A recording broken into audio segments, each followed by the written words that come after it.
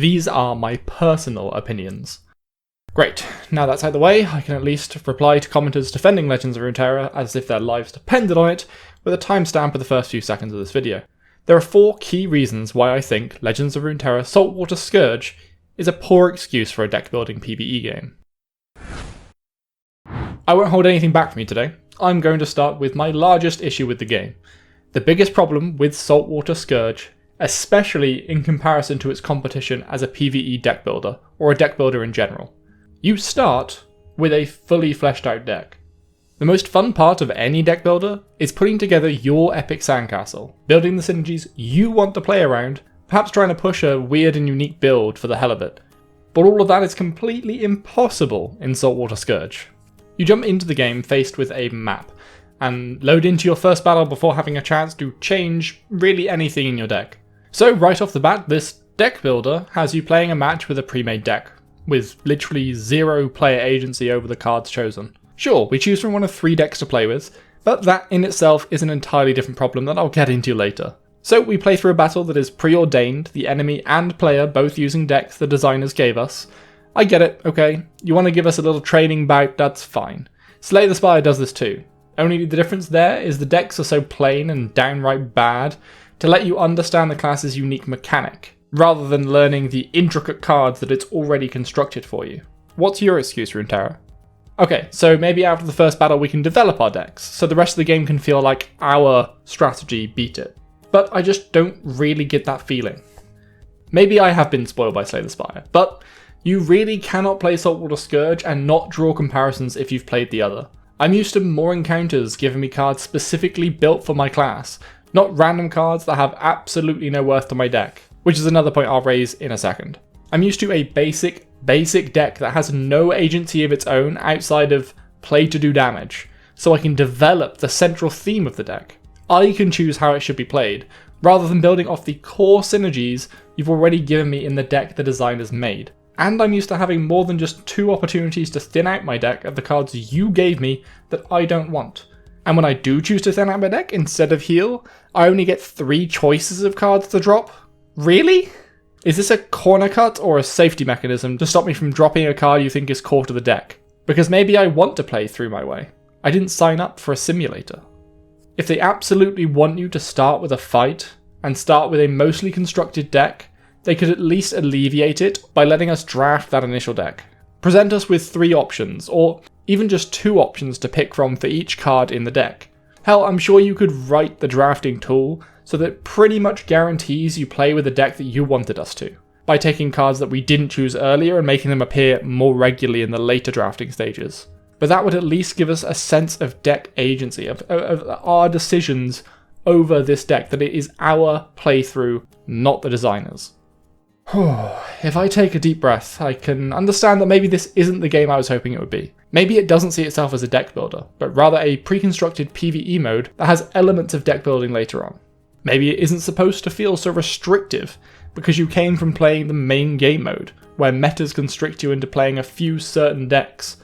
But if you come from other deck builders, just be warned, there is little player agency for you here.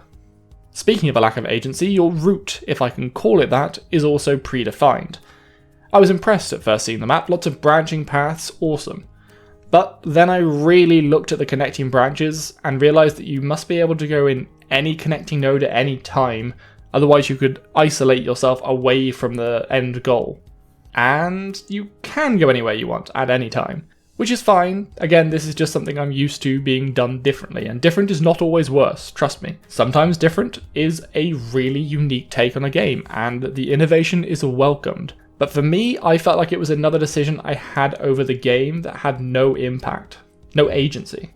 And this builds on another issue, because not only can the route be done in any order at any time without any impact, but there is almost a forced way to play through the game.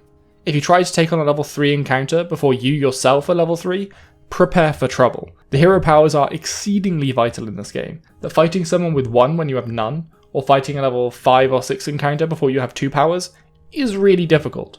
Now, I'm sure it can be done, and this probably is one of the more personal problems that I have. I don't represent the hardcore card game player coming off the back of years and years of training. I represent your average Joe who plays a variety of games, who is probably above average at strategy games, but certainly not the best.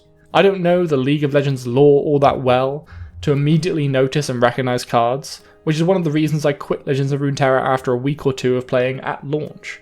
So I'm sure it can be done. But if you're just an average Joe, or slightly more than average Jill, you'll have to take your predefined deck along a predefined path. The leveling has been carefully balanced so getting your powers feels impactful and lets you overcome that hurdle. But equally that means if you don't hit the right levels before a fight, it is just exceptionally difficult or nigh on impossible for us. You have to go the way the designers had in mind to complete your run. Now we could have a tiny bit of agency here if we saw multiple routes at the beginning even. Say the map was doubled in size and there were 2 alternate paths we could take to get to the end. That would at least introduce a small amount of agency. If you wanted to increase that, maybe have points of no return throughout the map. You have 3 mini-bosses, why not put them all on the map? But once you challenge one of them, they trap you in, closing off the 2 other routes. Maybe even closing off the entire path before that so you can't level up anymore. Just an idea. One other thing that really bugged me throughout the game was the abundance of terrible card choices. We're already shoehorned into a specific deck, but then merchants will sell us lurk cards that require a lot of dedication to a specific archetype we haven't been given the agency over our deck to make sure we're developed for. Time and time again I would see cards in shops or events that had no synergy with the deck we were given, and little to no synergy with other cards I'd seen in the shops anyway. I can only think of 2 reasons for this, and there's probably others, but these are the ones that come to me. The first is the lazier of the 2, but the smaller problem for me. That the shops don't change between your runs. I only played through with Misfortune because I couldn't force myself to play again, so perhaps the shops are the same for all 3, which explains the abundance of frankly crap choices that meant at many events I had to choose from no cards at all, or there was one specific card that I had to pick. The other option, however, is what I'm leaning towards. That Riot don't want this game mode to be super high synergy, or at least they want the option for you to be able to build something that just doesn't work. The more I think about Saltwater Scourge, the more I can't help but think this is a PvE offering to appease their current Runeterra players, rather than a PvE game mode to bring new players into the game. The same way that Overwatch releases PvE events at things like Halloween. They're not trying to appeal to the PvE first-person shooter fanatics out there, they're just trying to put something shiny in front of their regular players. This would then make sense of all the terrible card choices. If they are mostly trying to give their core Runeterra players something fun to play with on the side, then of course they're not going to force them into only making smart decisions with their deck building, because those players are practically forced to play meta builds all the time. This would be a welcome retreat for some of them, to add weird and wonderful cards together just for the hell of it. But as someone who is looking for synergies in deck building, it just ground up my gears. So as we come to a close, let's talk about going again. Replayability. Now this one I obviously had to do my research on, as I couldn't force myself to play again, although much of that came from the perception of certain mechanics and events that led me to believe even during my first playthrough that a second playthrough wouldn't be all that different. Of course a lot of this stems from stuff we've already covered. If I were to play Misfortune a second time, I'd start with the same pre-constructed deck, have to fight through the same routes to collect largely the same cards because half of them don't apply to me and have any synergy with my pre-baked deck, so replaying the same class is out of the question. The difference could be the mini-boss that you see, but there's only 3 of those, so in my playthrough I saw Swain. He didn't really cause me any trouble though, because I'd collected the level I needed to after having lost to a fight before him, because I didn't have my second power yet.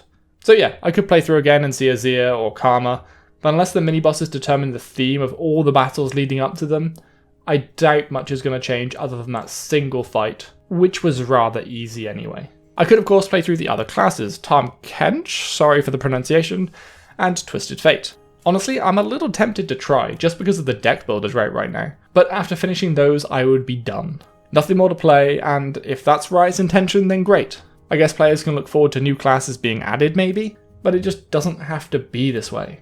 Slay the Spire has more replayability baked into each class, partly because it starts off with having at least 2 ways you could play a class, because you can build your deck the way you want to at the beginning. Yet the designers still have a say in how the deck plays, they just make it your choice as to which path you choose.